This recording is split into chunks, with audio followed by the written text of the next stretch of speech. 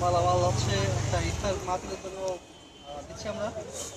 সেই মালামালটা আমরা মেলানোর জন্য পেঁয়াজ 1.5 কেজি, রসুন 400 গ্রাম, আরও 200 গ্রাম, ধনিয়া গুঁড়ো 250 গ্রাম, বেসন 20 গ্রাম, 40 গ্রাম, গোলমরিচ 20 গ্রাম, দারচিনি 40 গ্রাম, 20 গ্রাম,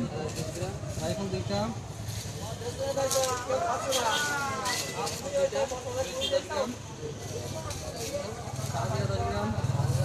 চামরিচ 15 গ্রাম, আলু ভর্তা 200 গ্রাম, কিশমিশ 150, বাদাম 200, দুধ 250 গ্রাম, চিনি 250 গ্রাম,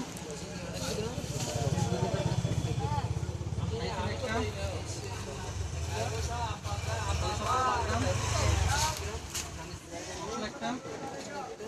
লবণ 1/2 কেজি, সাইডে 10 গ্রাম, ঘি 100 গ্রাম, লবঙ্গ 10 গ্রাম, সস একটা, টক দই, কাঁচা ঝাল।